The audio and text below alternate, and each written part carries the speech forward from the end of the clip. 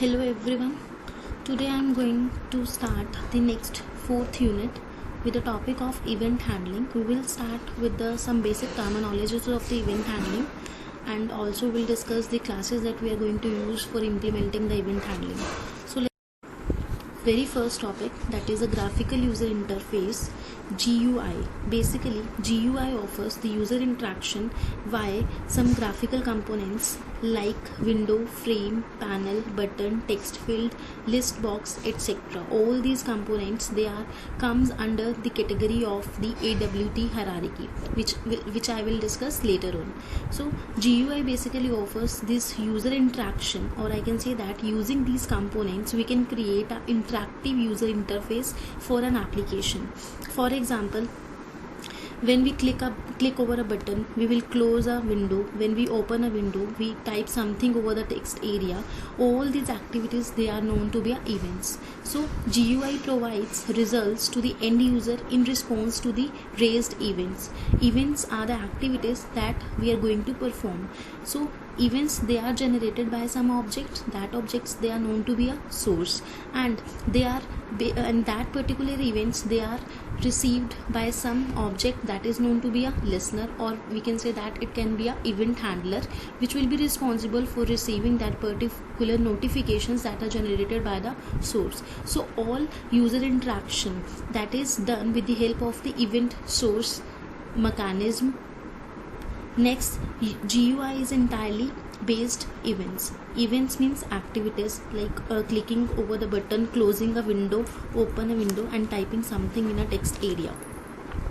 For example, examples of the GUI interface are the ATM, like automated teller machine, airline ticket system, mobile applications, navigation systems, etc. Next is the advantages of the GUI. GUI basically provides graphical icons to interact. But if we compare this GUI to the CUI is the character user interface. So CUI offers the simple text-based interfaces, but GUI provides us the graphic icons to interact. Next is GUI makes the applications more entertaining and interesting as compared to the CUI. Next, GUI offers loads of control of the file system and operating system. But if we'll talk about the CUI in this case, you have to use the commands, which is very difficult to remember. Next advantage is GUI allows the users to view, manipulate, and control the multiple applications at once, while CUI users, they can control one task at a time.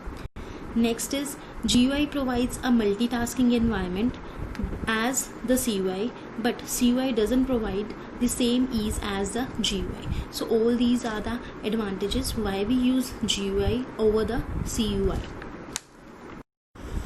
The three main aspects that every users need to consider. First is the UI elements, next is the layout, next is the behavior. UI elements are the core visual elements that the user eventually sees and interacts with. UI elements like panel, checkbox, button, menu, title bar, scroll bar, etc. All these are the elements with the help of which the user can interact with the system. Next is the layout. Layout basically defines that how the UI elements should be organized on the screen. So it basically provides a final look and feel to GUI. Next is the behavior. So the events which occur, basically behaviors are the events which occur when user interacts with the UI elements. So all this part will cover in the event handling, that how we can handle the events, how we can see the behavior of the event. Event handling. The next topic that we are going to discuss is the event handling. Before that, we need to define the term event. Event is basically the change in state of an object is called event. For example, events are generated if we click a button, if we move the mouse, we enter a character through a keyboard, or we select some item from the list, or we can say we are scrolling the page. All these are activities that causes the event to happen. So all these are the examples of the event. All these are the activities that we are going to perform. Basically, events describes the change in state of the source. Next, types of the events are, first is the foreground events, next is the background event. Foreground events are the events which requires direct interaction of the user. They are generated as a consequences of a person interacting with the UI components in GUI, that is graphical user interface. For example, clicking a button, moving the mouse, entering some character through a keyboard, or selecting some item. So all these are activities, they requires the direct interaction of the users. So all these activities, they are comes under the foreground event. Background events are those events that requires the interaction of end users. So example is like operating system interrupts, hardware software failure occurs, time expires. So all these are examples of the background event. Next is our event handling. Now we need to handle the event because there is the generation of the some change that is taking place over the object. So we need to handle this particular event. So handling is the mechanism that controls the event and decides what should happen if event occur. So this handling mechanism have some code which we use to handle the event. So that code is known to be an event handler. So event handler is the mechanism which is executed when the event occur. One of the example of the event handler is delegation event model, which is very important part of the event handling mechanism that we will use to understand the structure of the source, listener, as well as the events. So delegation event model defines the standard mechanism to generate and handle the events. Let's start with the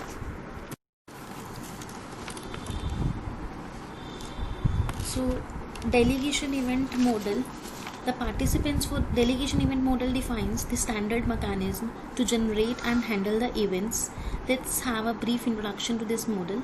The key participants of the following delegation event models are the source, listener, and event.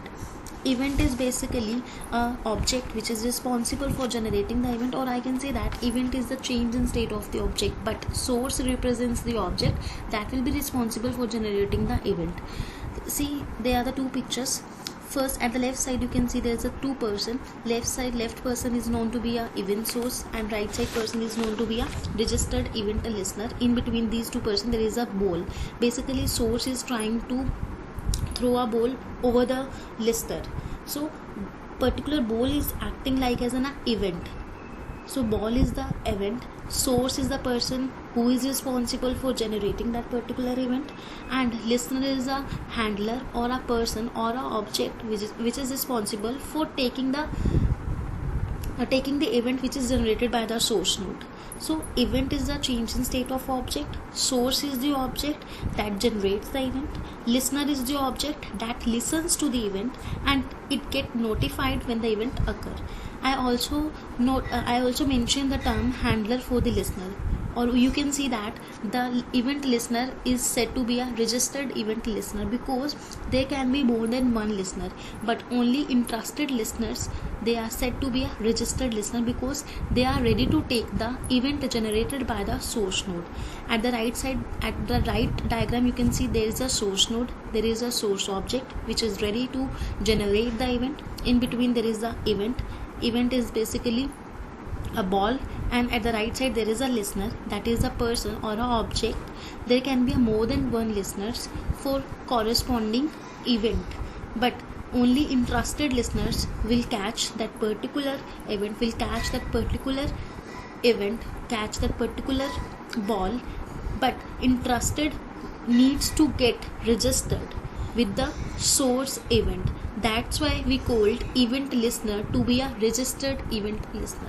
So registered event listeners will be a listener, those get registered when they are entrusted to receive the event generated by the source. So object is the source as well as the listener. So source is responsible for providing the information to occurred event to its handler. Java provides us many classes for the source object because we are creating the program for implementation of this event handling. So we need to create a class, we need to create an object, and at the right side if there is a listener, we need to create the interfaces for that particular listener. So that we can implement that particular source, can implement that particular interested listener, that is registered listener. And listener is also a event handler because it is responsible for generating responses to an event. From Java implementation point of view, the listener is also an object because listener will wait until it receives the event. Once the event is received, the listener processes the event and then returns. So the whole process describes that source is ready to generate the event, and then when it send it to one or more listeners, only registered listeners, those are registered with the source, they will receive that particular event. So once the event is received by the listener, they process the event and then returns. Events are supported by the number of Java packages. The packages we are going to import is java.awt.event because we need to import all classes of the event class. So we need to use the import statement and we need to import the package java.awt.event. So now these two pictures are clear to you because there can be a source who is ready to generate the event. There would be a more than one listeners who will be ready to accept that particular events. So all these exchange of information, the responsibility of object for sharing the information and then getting the notifications from the source, and this is the responsibility of the receivers. So all this method, all this model describes the delegation of the responsibility, how they are delegated for their responsibilities to share the event. So benefit of using this approach that user interface logic is completely separated from the logic that generated the event. User interface logic like button, label, checkbox, menu, text field, text area, whichever element you are going to use for the user interaction purpose, all these UI elements, they are kept separated from the logic that is ready to generate the event. So in this model, the very important point that you need to consider is that listener needs to be registered with the source object so that listener can receive the event notification. This is the efficient way of handling the event because the event notifications are sent only to those listeners that want to receive them. So this is the motive of our registration process, that why we are doing the registrations for the listener.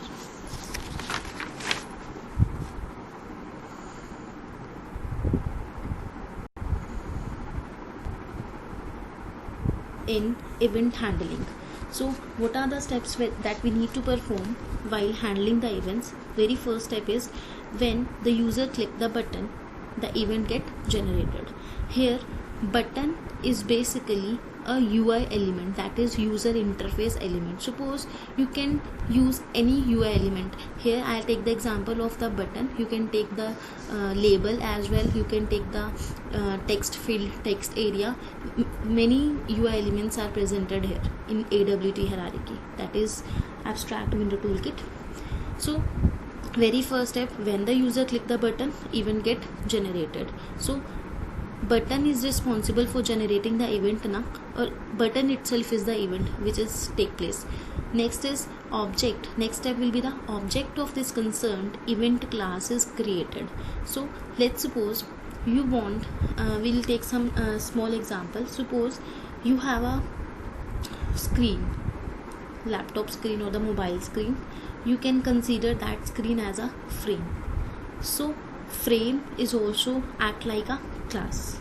Okay, so inside the frame you want to put the button, so and you allow the users to click that particular button. So when the user click the button, event get generated. Now the next step you need to do is you have to pass this particular object to the listener class, but before that you need to create the object of the event class. Let's take button B is the class, button is the name of the class. You have created its object, that is b. With the help of the constructor equals to new name of the constructor. Inside the constructor you use the parameterized constructor. Suppose inside the constructor you pass some information, like you want to display the information hello world over the button. So hello world is the information. So second line describes that object of the concerned event class is created and information, that is that particular message hello world, about the source. Source is the button who generated the event. So about the source and about the event get populated within the same object. So here b object carries the information about the button class, that is event class, about the information that you need to pass, that is the hello message, hello world. So next step is the event object. Now event object gets created. Now you want to pass this object as a parameter to the method of registered listener class. Event object b is small b. We want to forward it to the method of registered listener class.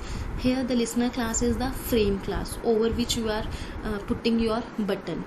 So listener class is the listener class, and I use the keyword registered listener class, means the class which is entrusted to take the events, which is entrusted to handle the events generated by the source. So suppose frame is ready to put the button, frame is ready to display that particular button. So for displaying that particular button you need to pass the object of button class, that is event class, as a parameter to the method of registered listener class. Method of registered class is add. Suppose you want to add that particular button over the frame. So frame is the listener class, add is the method of registered listener class, event object is the b. So statement of add of b. Add is the method, inside its parameter you pass the object b. So you are going to add that particular button over the frame, and now you want to invoke this method. You will invoke this method with the help of object of frame class. So you will write fm dot add of b. So this is the entire structure, that how we handle the event. So I am again repeating the same example. Suppose you want to display the button over the frame. So here there is the two classes. One is the frame class, next is the button class.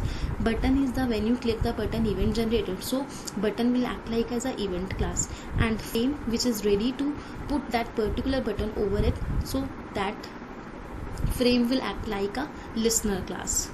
Okay, and then you need to pass the object of the event class to the method of the registered listener class with the help of statement add of b. You are invoking the method add, which is the method of the frame class. You are passing the object b, which is the object of event class, button class. Okay, and now you want to invoke this, you need to use the object of the frame class. Suppose fm dot add of b. So in this way the method now get executed and returns. These are the basic steps that we need to perform. And again I mentioned here that listener needs to be registered with the source object so that interested listeners can receive the event notification. The motive of handling the event, because event notifications, they are sent only to those listeners that want to receive them. Next, so as we are talking about in terms of the classes, because in for the event to get implemented we use the some classes, we will create the objects. So there is some event classes, that is inbuilt event classes, and corresponding to this event classes there is a listener interfaces, because at left side we can say that if there is a source, at right side there is a listener.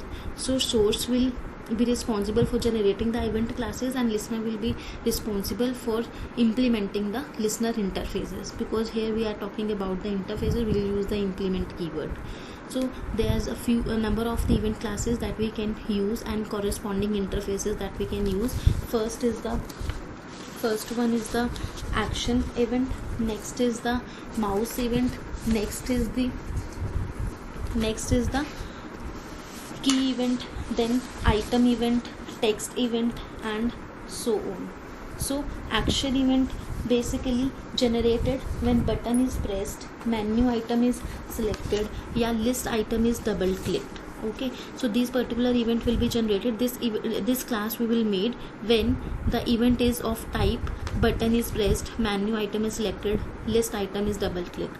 Next is, and corresponding listener of for this class is action listener. So listener interface basically responsible to handle the events. Next is the mouse event. This particular class generated when mouse is dragged, moved, clicked, pressed or released, and also when it enters or exits a component. And corresponding interface is mouse listener interface or mouse motion listener interface. Next is main like item event. Item event is generated when checkbox or list item is clicked, and corresponding listener is item listener. Key event is generated when input is received from the keyboard, and corresponding listener is key listener. Text event is generated. This particular class will be generated when value of the text area or text field is changed. Corresponding listener for this particular class is text listener. So next is like we can take the container event. This is generated when component is added or removed from the container. So all these terms like component, container, window, all these terms they are belonging to the AWT hierarchy. So it will be better when we'll use the AWT hierarchy, all terms get clear to you. Topic abstract window toolkit. This topic I'll discuss in my next slides. Thank you so much, class.